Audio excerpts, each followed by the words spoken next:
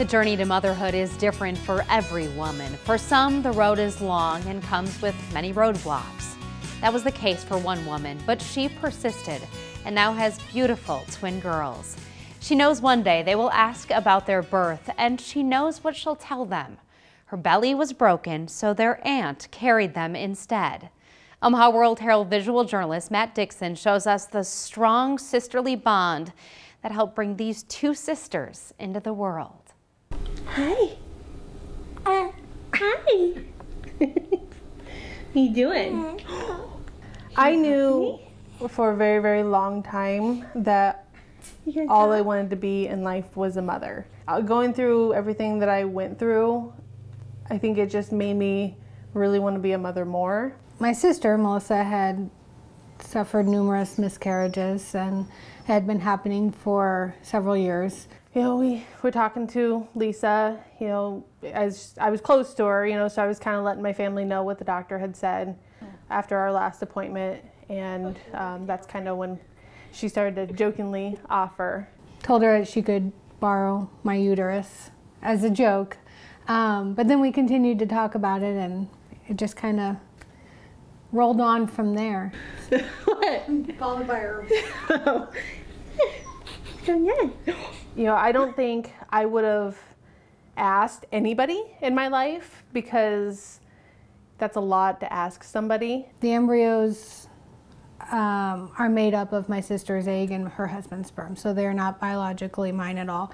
And then when I was about 7 weeks along, that's when we learned it was that both had stuck and it was twins. Being a mother is by far one of the best things I think I've ever done in my life.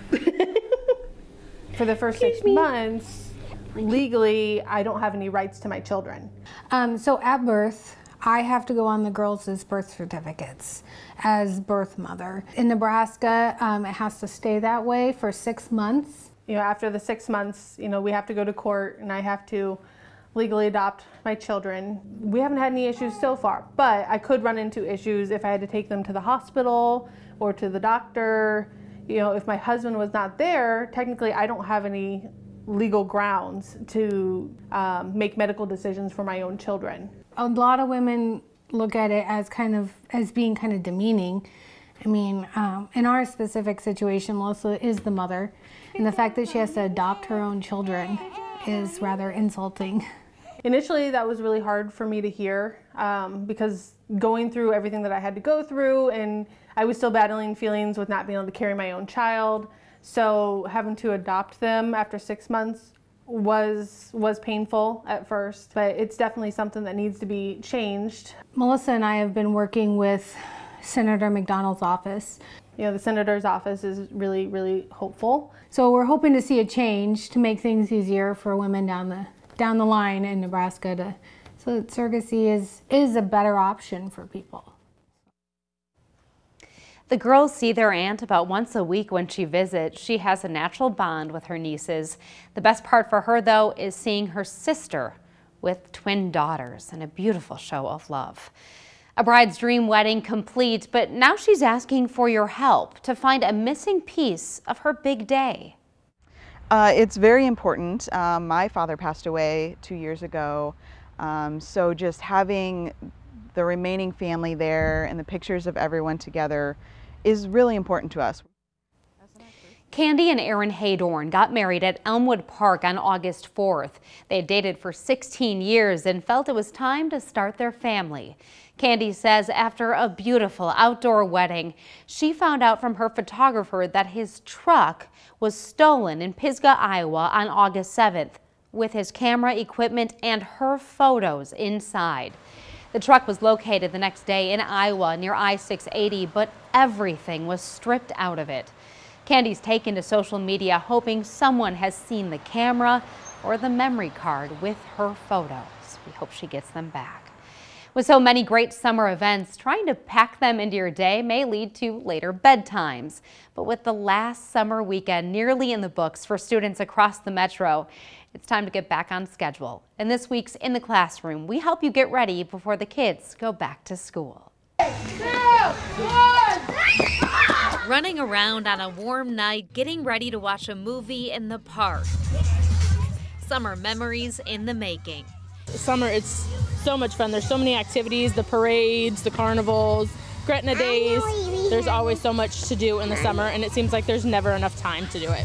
Trying to cram in as much as you can do while it's light out. In just days, these late nights will halt as early mornings creep in. Yes. Really? So, yep. Got to 5:30 in the morning. Yes, ma'am. Nope, I'm not gonna wake up. You're not waking up? Sorry, Callie and other kids out there, you're about to get a wake-up call. Dr. Emily Bendlin with Methodist Physicians Clinic says school-aged children need about 9 to 12 hours of sleep a night. She recommends easing into a pattern, even if that first day of school is right around the corner. So scaling it back by about a half hour every few days can, especially when we have limited time, that's probably the best schedule. Doctors say when it comes to your kids and good sleep, you need to watch all this screen time. See, these devices emit a blue light, and that actually keeps people awake. The best advice, turn off these TVs, tablets, and phones 1 to 2 hours before bedtime and keep them off. And so what I often suggest is to remove the temptation altogether by removing the device and charging it in another room. That way they're not tempted to pick it up in the middle of the night or anything like that. Especially good advice for the teens out there. Dr. Bendlin says it's important to enforce bedtime and proper bedtime behavior. Otherwise, kiddos like Callie might try to make up their own rules. What time do you think you should be able to wake up in the morning? 12 o'clock. 12 o'clock? Whoa! I'm sure parents would like kids sleeping in too. Well, you can find this story and more from our In the Classroom series online. It's part of our commitment to covering education in our communities. Head to our website, 3newsnow.com.